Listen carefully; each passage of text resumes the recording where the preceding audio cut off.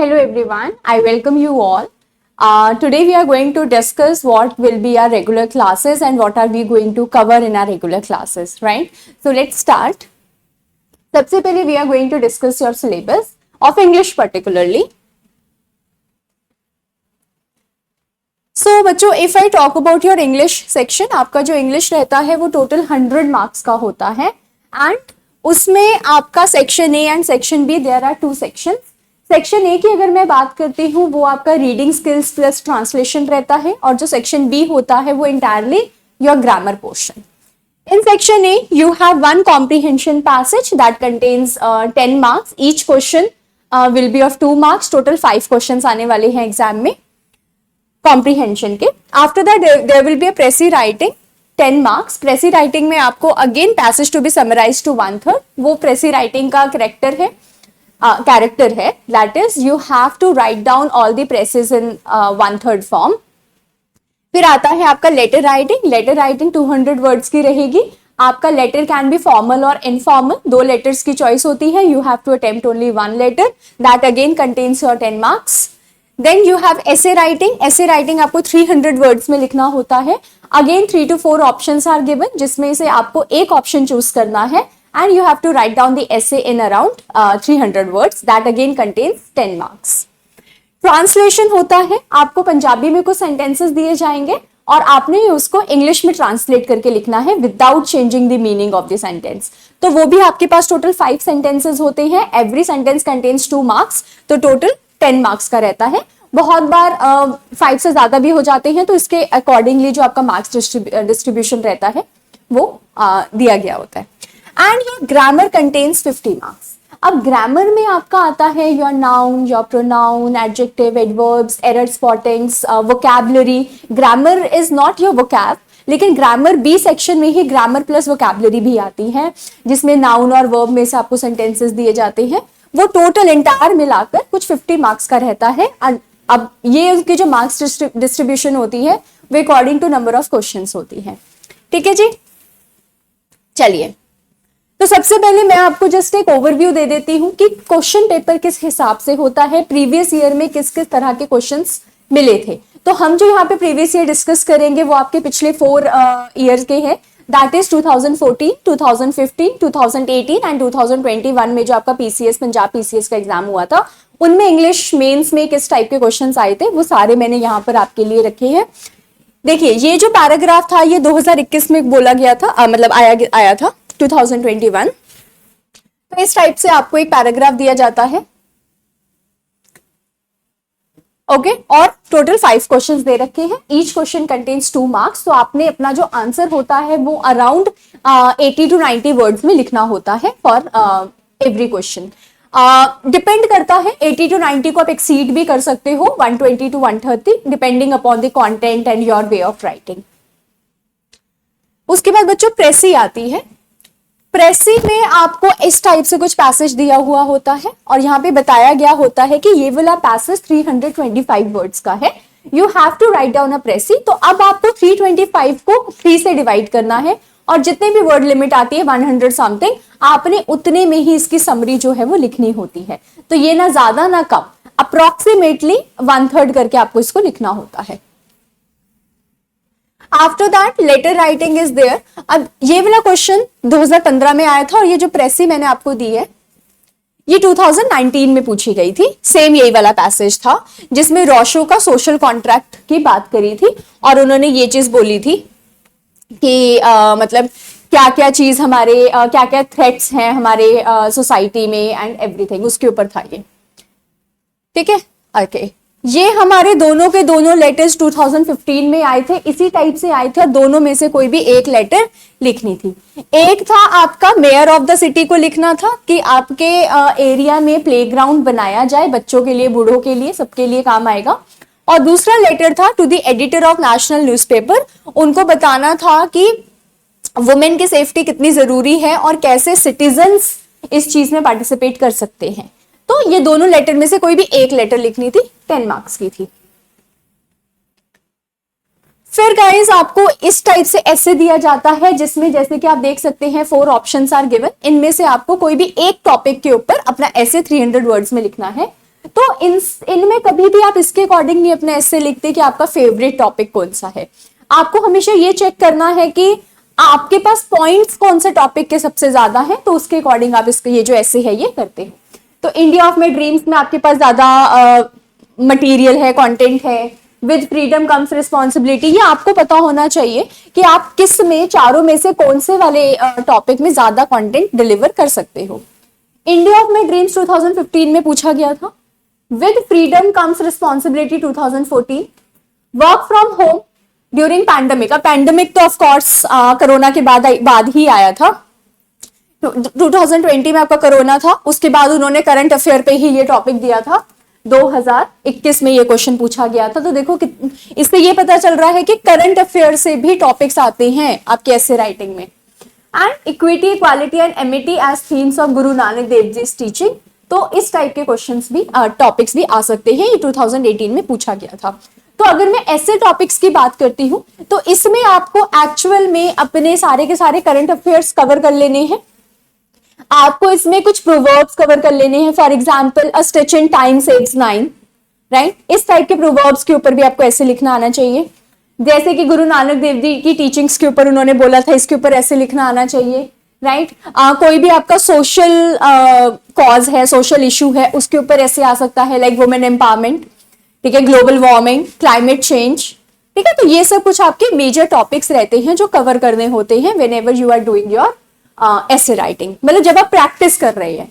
तो regular classes में भी हम कुछ इस टाइप के टॉपिक्स को कवर करने वाले हैं कि ये हमारे इंपॉर्टेंट टॉपिक्स हैं और ये हमारे कुछ कॉमन सा कंटेंट है कि इससे रिलेटेड कोई भी ऐसे आ जाए, आप इन कंटेंट को उसमें ऐड ऑन कर सकते हो। तो इससे आपको आसानी हो जाएगी कि हमें किस टाइप से ऐसे लिखना है, या कितना हमने एफर्ट, कितना टाइम लगाना है पर ऐसे में, कितना टाइम आपको लग रहा है, उसको रिड्यूस कैसे करना है। जब आपके पास ऑलरेडी कंटेंट है तो ऑफ कोर्स अब आप कम टाइम इन्वेस्ट करोगे, राइट। तो वो सारी चीजें हम रेगुलर क्लासेस में सीखेंगे।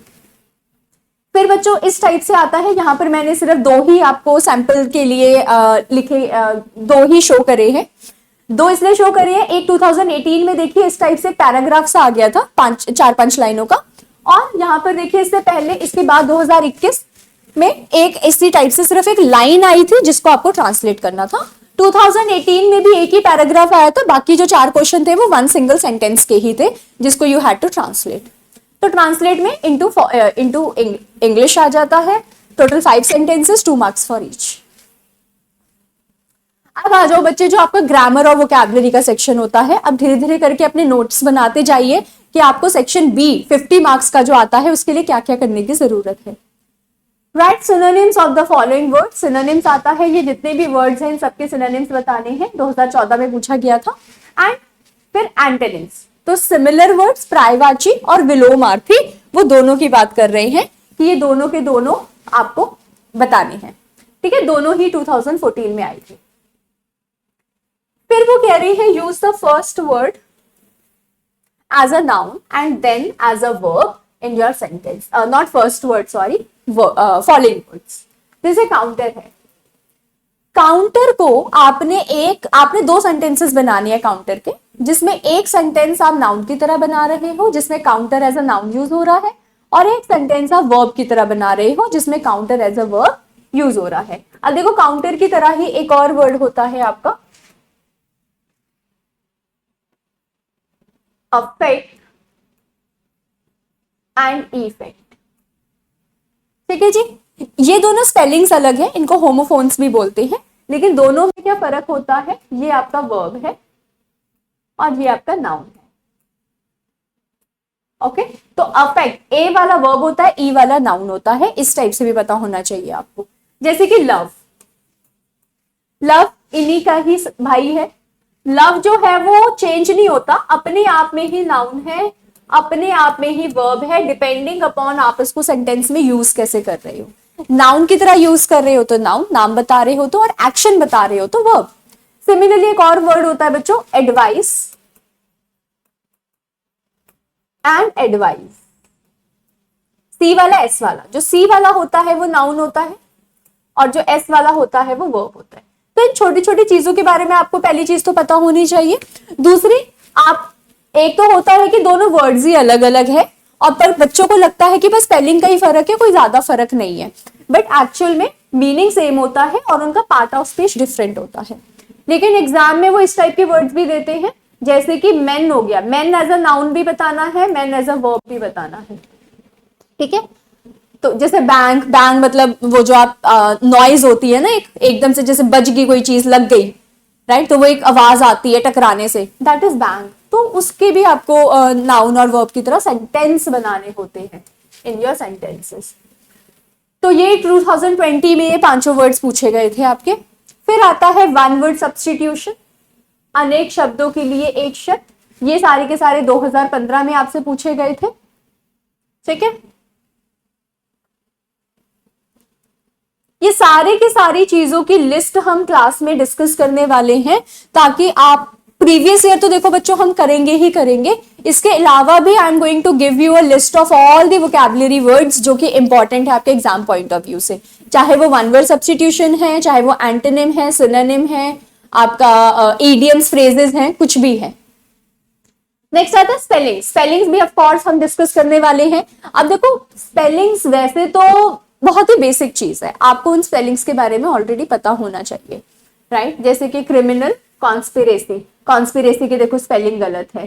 फैमिली, एकोमोडेशन, एकोमोडेशन के स्पेलिंग गलत है, ठीक है। रेपिटेशन ऑफ नेम्स, रेपिटेशन के स्पेलिंग गलत है।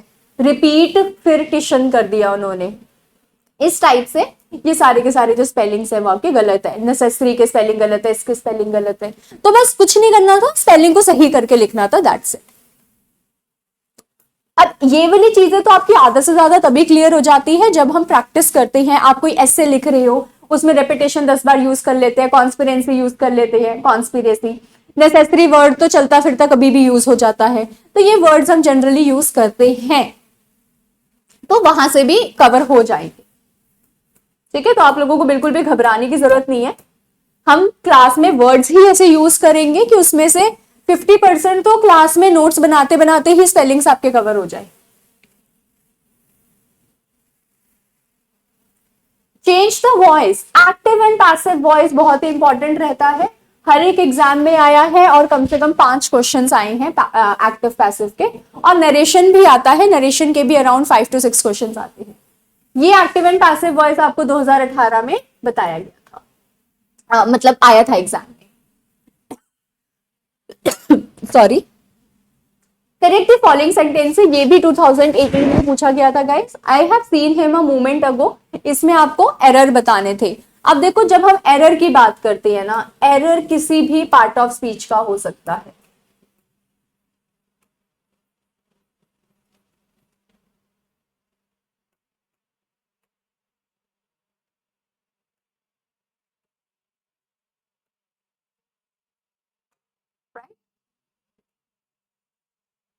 जो एरर है वो किसी भी पार्ट्स ऑफ स्पीच का हो सकता है। अब बच्चों पार्ट्स ऑफ स्पीच क्या होते हैं वो मैं एक बार लिख देती हूं, that is your noun, that is your pronoun, verb, adjective, adverbs, sorry not articles, articles आपका एडजेक्टिव का ही पार्ट होता है, प्रेपोजिशंस, कंजंक्शंस एंड 8th है आपका इंटरजेक्शंस। तो अगर आपको ये वाले टॉपिक्स आते हैं, noun, pronoun, verb, adjective, adverb, ये सारे के सारे टॉपिक्स अगर आपको आते हैं तो एरर स्पॉटिंग आप बहुत ही इजीली कर सकते हो। अगर आपका बेस ही क्लियर नहीं है, अगर आपको एरर स्पॉटिंग के लिए noun, pronoun, adjective, adverb, article, preposition ये सारे topic exam point of view से नहीं आते, तो आप इस सेक्शन को कवर नहीं कर सकते, राइट। क्योंकि काफी बच्चे क्या करते हैं, वो देखते हैं कि हमें पढ़ने में क्या अच्छा लग रहा है, अगर ये जच रहा है तो सही होगा, नहीं जच रहा तो गलत होगा, बट दैट्स एक्चुअली रॉन्ग। आपने एक्चुअल में सिर्फ रूल्स अप्लाई करने हैं, रूल्स देखने हैं, ठीक है। अब देखो जैसे कि पहला क्वेश्चन ही मैं बता देती हूँ, आई have seen in a moment, scene him a moment ago. A moment ago past को डिफाइन कर रहा है, और जब भी आपको अ मोमेंट अगो, यस्टरडे जैसा कोई वर्ड दिखे तो हम वहां पर पास्ट इंडेफिनिट का इस्तेमाल करते हैं। तो आई हैव सीन की जगह पर हम आंसर क्या लिखेंगे, आई सॉ हिम। इजी था, बस आपको रूल पता होना चाहिए। Neither of the boys have returned, वो कह रहे लड़के तो दो थे, नीदर मतलब दो, दोनों में से कोई भी नहीं। तो वो कह रहे लड़के दो थे लेकिन दोनों में से कितने वापस आए, नीदर, और नीदर मतलब जीरो। तो इसकी वजह से यहां पर क्या लगेगा, हैज रिटर्न्ड, राइट, क्योंकि हम यहां पर किसकी बात कर रहे हैं, सिंगुलर की।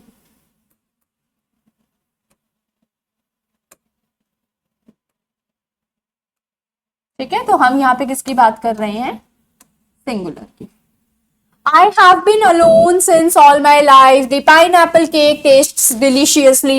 ये तो बहुत ही आसान है, डिलीशियस। अब जो ये वाला क्वेश्चन है, ये आपका होमवर्क है। इसमें आप चेक करोगे, सिंस आएगा, फॉर आएगा, हैव बीन आएगा, हैड बीन आएगा, क्या आएगा, और इसी को ही मेरे को रेगुलर क्लासेस में याद करवाना। We are going to discuss it.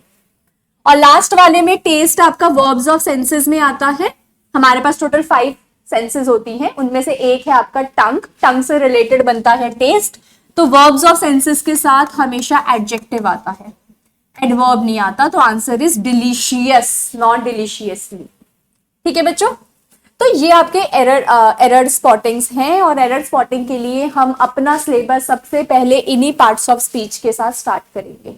एक एक करके इन सबको कवर करेंगे, तब जाकर आप इन सारे चैप्टर्स के लिए एलिजिबल रहोगे। दूसरी चीज बच्चों, अगर आपको टेंसेस नहीं आते, वर्ब्स नहीं आता, तो आप एक्टिव पैसिव नहीं कर सकते, आप नरेशन नहीं कर सकते। तो ये आपने बेस तो बनाना ही है अपना। तो वो सब हम बिल्कुल बेसिक से स्टार्ट करने वाले हैं आपके रेगुलर क्लासेस में।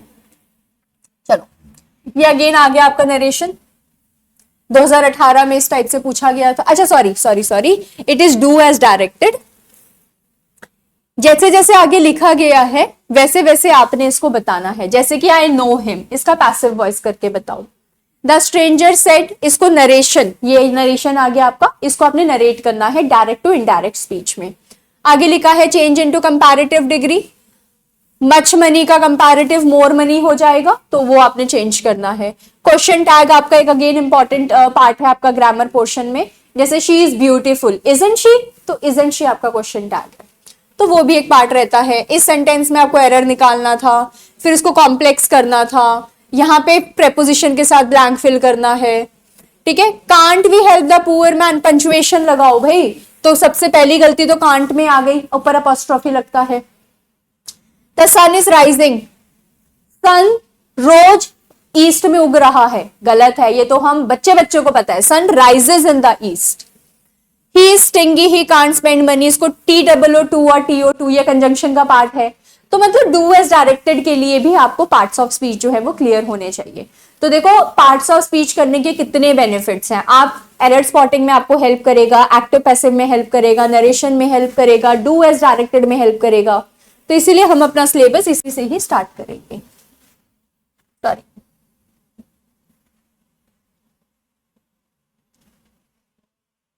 ओके। नेक्स्ट आता है गाइस पंचुएशन। पंचुएशन भी एग्जाम का पार्ट है, 2020-21 में ये क्वेश्चन पूछा गया था।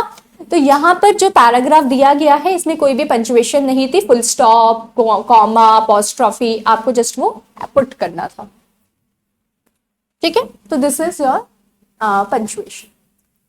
फिर आता है रीराइट दी सेंटेंसेस। अब यहाँ पर सॉरी, यहाँ पर आया है आई मीन नरेशन, मैंने पहले गलती से बोल दिया था। 2018 में 4-5 क्वेश्चन पूछे गए थे नरेशन के। I asked her to let it go, ये अब इनडायरेक्ट स्पीच था, इसको डायरेक्ट स्पीच में चेंज कर। ये डायरेक्ट है, इसको इनडायरेक्ट में करना है। तो वो सब हम सीखेंगे कि क्या डायरेक्ट होता है, क्या इनडायरेक्ट होता है, ये सारी चीजें। फिर बच्चों देखो फिल इन दी ब्लैंक्स, ये 2014 में आ रखा था।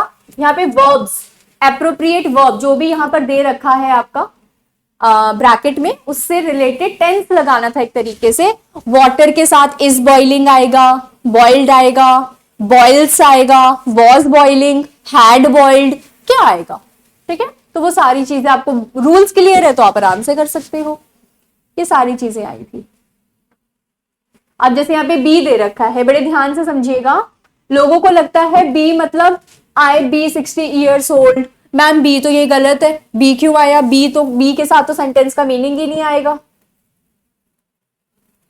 बट एक्चुअल में बी का मतलब होता है is, am, are, was and were. तो इसकी वजह से यहां पर क्या आएगा, sorry, I am.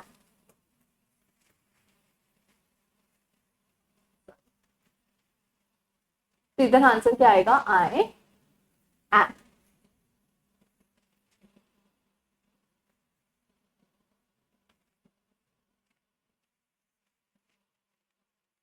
What is happening, 1 second.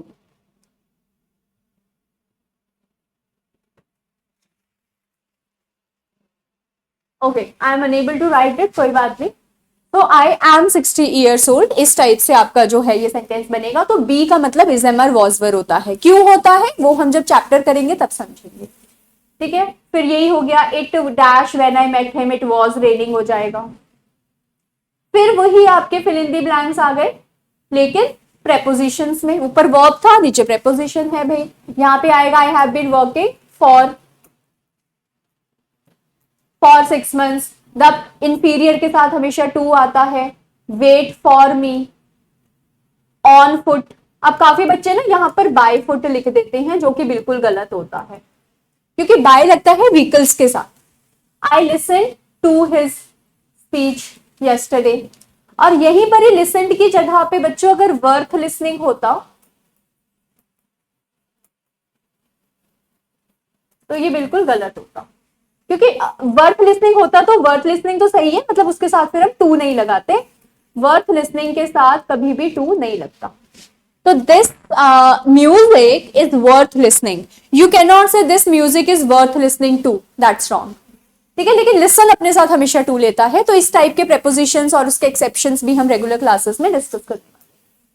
ठीक है, तो ये था आपका फुल एग्जाम प्रीवियस ईयर, सबको मिलाकर उसका जो नटशेल था कि इस ईयर में इस टाइप के क्वेश्चंस पूछे गए हैं, वो अभी अभी हमने डिस्कस करा है।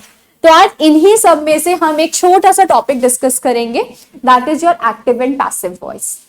इसका आज की क्लास में हम एक ओवरव्यू लेंगे कि एक्टिव एंड पैसिव होता क्या है और हमें क्या समझने की जरूरत है इस चैप्टर को सॉल्व करते हुए। ठीक है बच्चों, चलो जी स्टार्ट करते हैं इस चैप्टर को। एक्टिव एंड पैसिव वॉइस क्या होता है, 1 सेकेंड।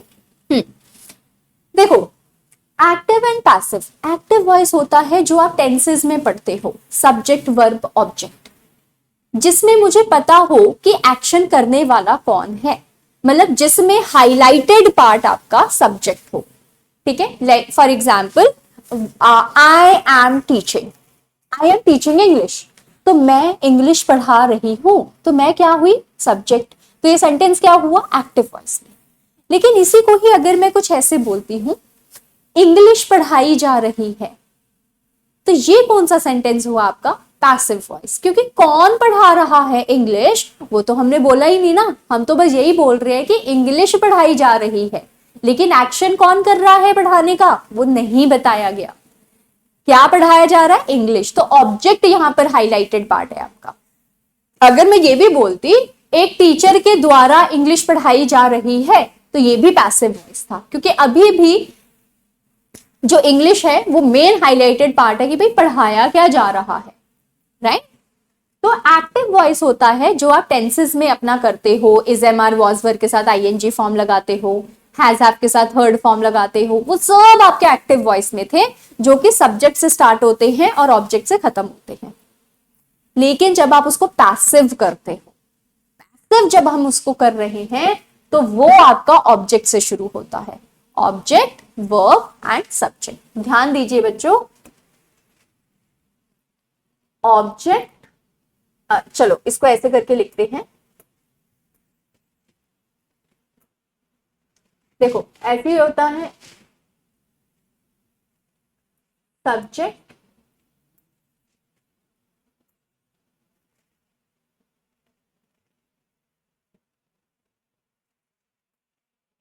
ओहो 1 सेकेंड,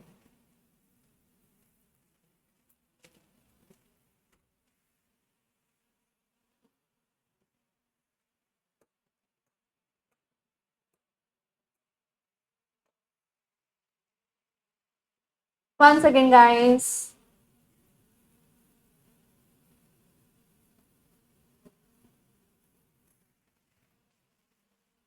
ओ,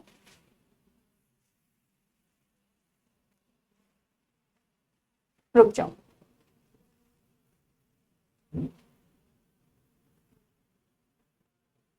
some technical issue maybe.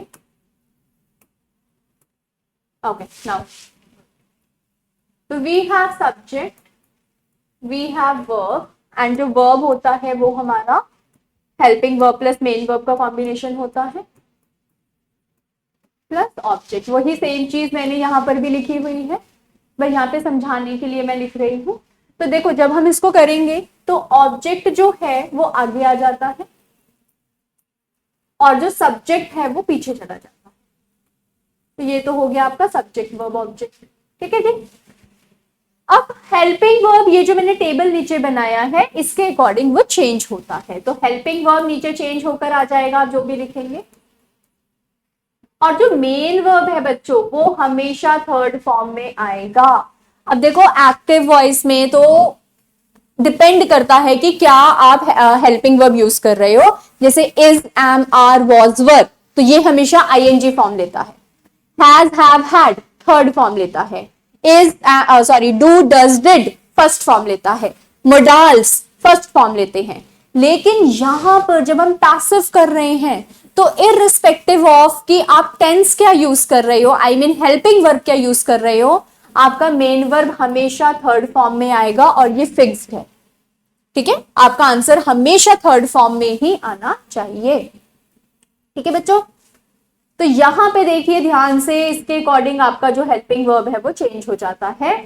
अगर एक्टिव वॉइस में डू डज हो या V1, V1 S और ES हो तो उसको हम इजएमआर में चेंज करते हैं। इजएमआर होता है तो उसको हम बीइंग लगा देते हैं आगे, इजएमआर प्लस बीइंग।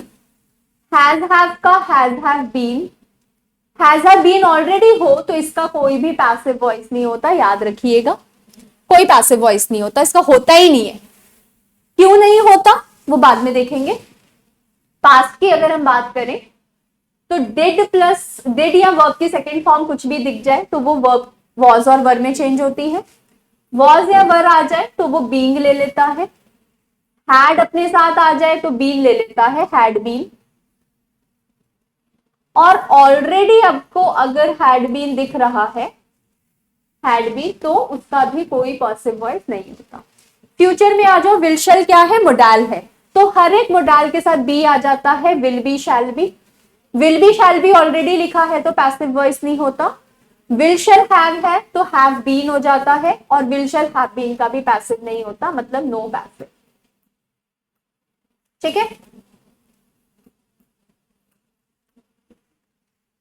जैसे कि मैंने अभी अभी आपको बोला मोडाल्स के साथ बी आता है, तो जैसे कि मैंने बोला कैन, तो कैन का क्या कर दोगे,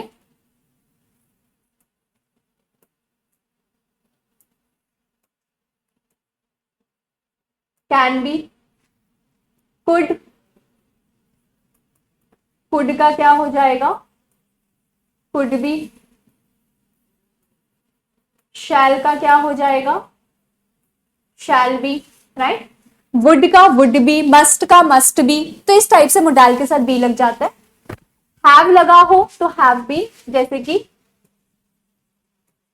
कैन हैव का बन जाएगा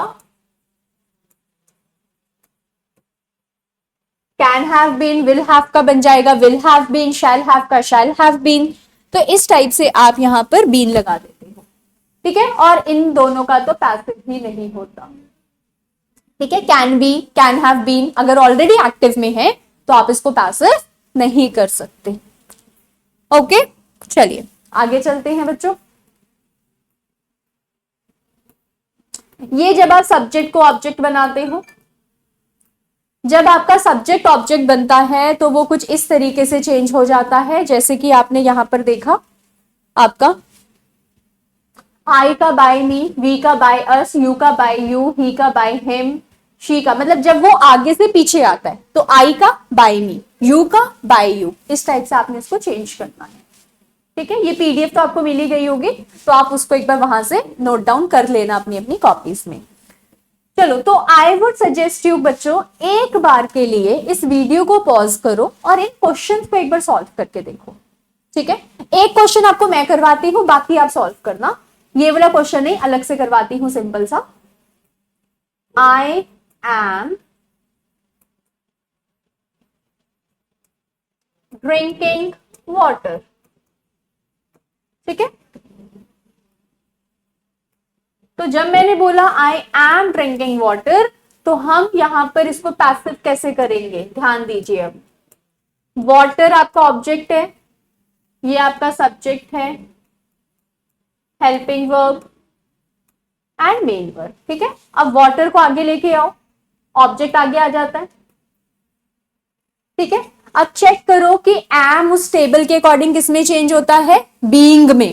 अब आई के अकॉर्डिंग तो आपने एम लगाया, लेकिन वाटर के अकॉर्डिंग क्या लगाओगे, इज।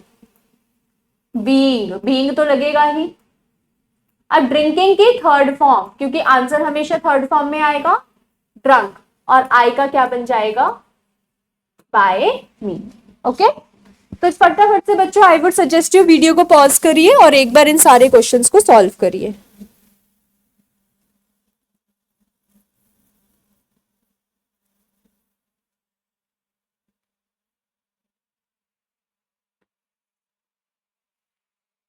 चलो अब हम डिस्कस कर लेते हैं।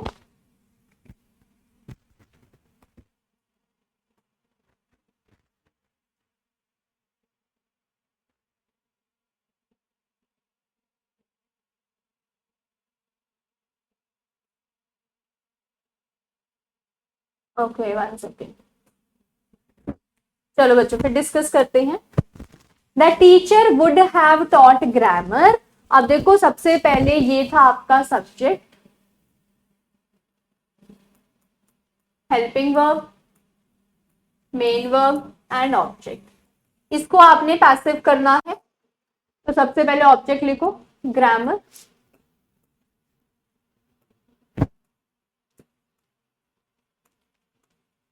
अब would have changes to would have been, तो grammar would have been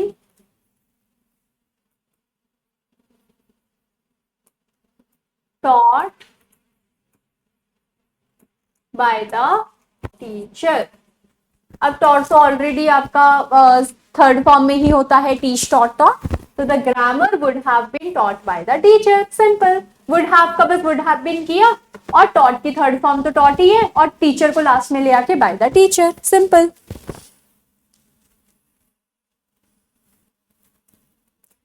okay okay.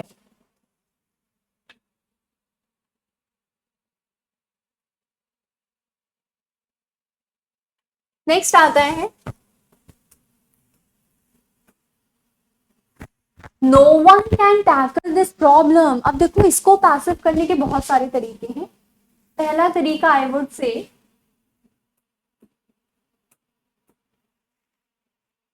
This problem can का can be tackled by no one. तो ये बड़ा ही एग्जैजरेटेड सा सेंटेंस लग रहा है, ये किसी के भी द्वारा, ये नो वन के द्वारा टैकल किया जाएगा, ऐसा हम अक्सर नहीं बोलते। तो इसको सही करके सही मायने में हम क्या लिख सकते हैं, सिंपली बोलो ना, नो वन जब नेगेटिव है तो this problem can not be tackled, तो this problem cannot be tackled। simple, okay। उसके बाद आता है somebody had taken my purse, तो इसको फिर आप क्या बोलोगे, इस वाले को my purse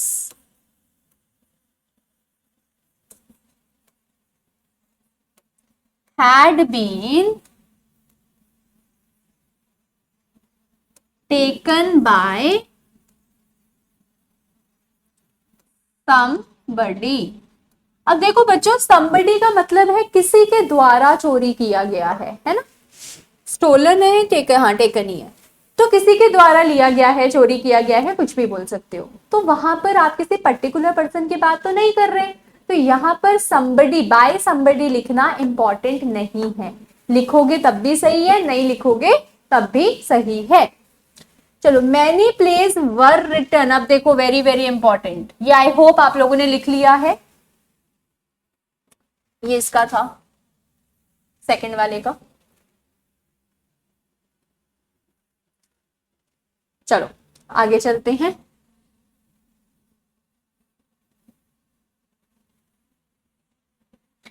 many plays were written by Shakespeare. अब बच्चों देखो, बहुत सारे प्लेस शेक्सपियर के द्वारा लिखे गए हैं, तो ये तो आपको ऑलरेडी पैसिव है ना। अब आपको इसको किसमें चेंज करना है, एक्टिव वॉइस में। तो अब आपको चेक करना पड़ेगा कि भाई इसको एक्टिव वॉइस में लिखने के लिए क्या लगाया जाता है।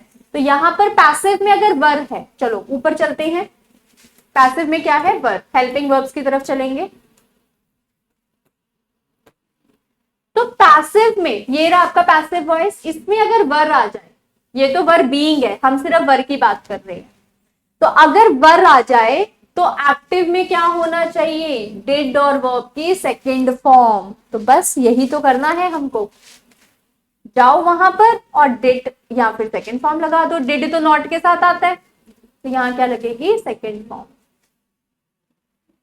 इसकी। ठीक है, तो आंसर क्या आएगा, सब्जेक्ट आता है सबसे पहले, तो सब्जेक्ट कौन थे हमारे, शेक्सपियर। अब सेकंड फॉर्म, रिटन तो थर्ड फॉर्म में है, अब वर्ब तो एक ही है लिखना, रोट। और many plays, object Shakespeare wrote many plays. You can say many plays were written by, ओहो, many plays were written by Shakespeare. ठीक है, तो अगर आपको देखो और भी अच्छे से क्लियरिफाई करना है कि आपका आंसर सही है या नहीं है, तो आपने जो आंसर बनाया इसको आप पैसिव करके देखो। तो जब इसको पैसिव करोगे मैनी प्लेस आगे आ जाएगा।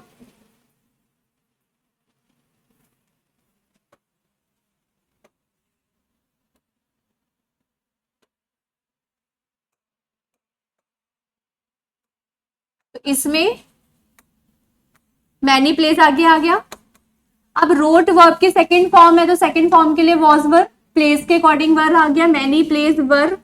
फिर आएगा थर्ड फॉर्म, रोट की थर्ड फॉर्म रिटन, और शेक्सपियर का बाय शेक्सपियर। तो ये हमारा क्या हो गया आंसर, ये क्या हो गया है हमारा, यही बात क्वेश्चन पैसिव। तो मतलब हमारा आंसर बिल्कुल सही था। ठीक है, he was flying kite with his father on the roof in front of his friends today. Now this is important guys, ध्यान दीजिए। एग्जाम में इस टाइप के अक्सर बड़े बड़े सेंटेंसेस आते हैं। अब बच्चे अक्सर इतना बड़ा सेंटेंस देखकर घबरा जाते हैं, कंफ्यूज हो जाते हैं कि मैम इतना बड़ा सेंटेंस आ गया। वो क्या करते हैं, टुडे को आगे लेके जाते हैं, ही को पीछे लेके आते हैं। आपको ये सब नहीं करना। जब आप पैसिव कर रहे हो तो आपको एक्चुअल में सब्जेक्ट, वर्ब और ऑब्जेक्ट चाहिए।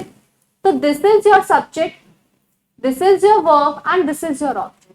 तो एक्चुअल में आपको इसी सब्जेक्ट वर्ब ऑब्जेक्ट को पैसिव करना है, और लास्ट वाला एज इट इज, पीछे वाला as it is copy paste कर दो।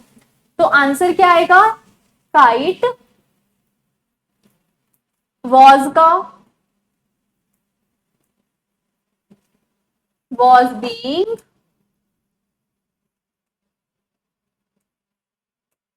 fly का flown by him। ठीक है, kite was being flown by him कर दिया उसको पैसिव। अब पीछे वाला as it is लिख दो, with his father on the roof in front of his friends today, in front of his friends today। तो मतलब पीछे वाला आपने एज इट इज नीचे कॉपी पेस्ट कर दिया। तो मेन आपका आंसर क्या था, kite was being phloem bye him, तो इतने को आपको मेन पैसिव करना था, ठीक है, बस बाकी सारा आपका as it is copy paste होना था, राइट। चलो आगे चलते हैं।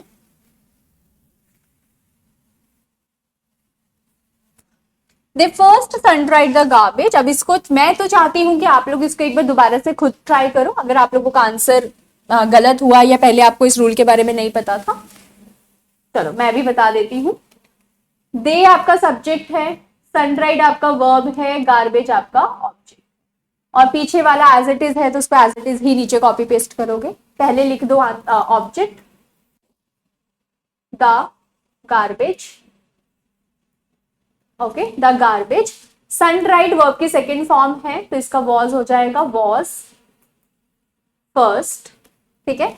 अब क्या आएगा, sun dried, the garbage was first sun dried.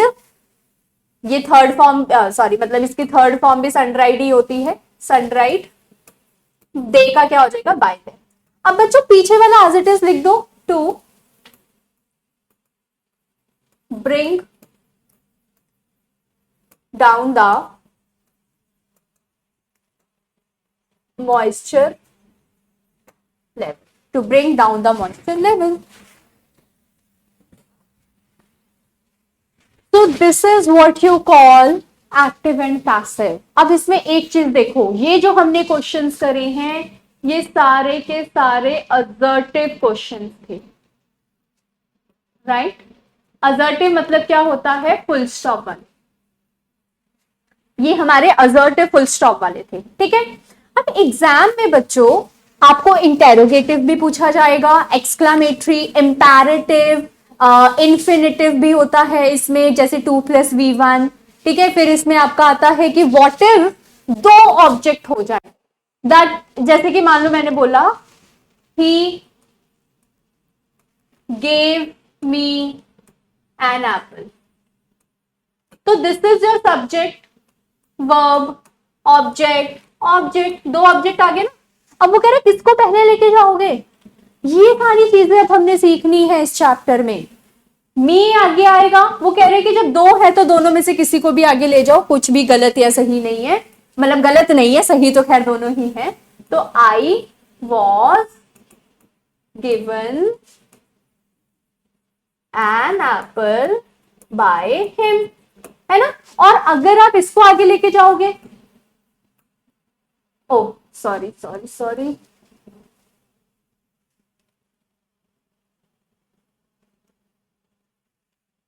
Okay, क्या क्वेश्चन था आपका,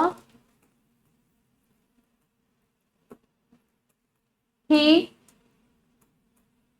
गेव मी एन एप्पल, ठीक है। तो इसको तो हम लेके आगे आगे आगे चले गए थे, आई was given an apple by him. अब अगर सेकंड को लेके जाना है तो भी आंसर सही है, an apple was given to me by him, तो ये भी सही है। तो कह रहे ऐसे केसेस में आप किसी भी ऑब्जेक्ट को आगे लेके जा सकते हो। तो इसी टाइप से यहाँ पर और बहुत सारी चीजें हैं समझने वाली, जैसे कि मैंने आपको बताया इंटेरोगेटिव, इंपैरेटिव, इन्फिनिटिव, कोई फ्रेज आ जाए इट इज टाइम, उसको पैसिव कैसे करना है, प्रेपोजिशंस आ जाए फ्रेजल वर्ब्स की फॉर्म में, उसको कैसे आपने करना है एक्टिव टू पैसिव। उसके बाद आपका लास्ट में ऑब्जेक्ट है ही नहीं, एडजेक्टिव या एडवर्ब आ जाए, फिर आप उसको कैसे करोगे। तो यहाँ पे बहुत वास्ट टॉपिक है, तो रेगुलर क्लासेस में हम इसी तरीके से इस पूरे के पूरे चैप्टर को डिटेल में जाकर समझेंगे। ओके बच्चों, आगे मैं आपको थोड़ा सा बता देती हूं।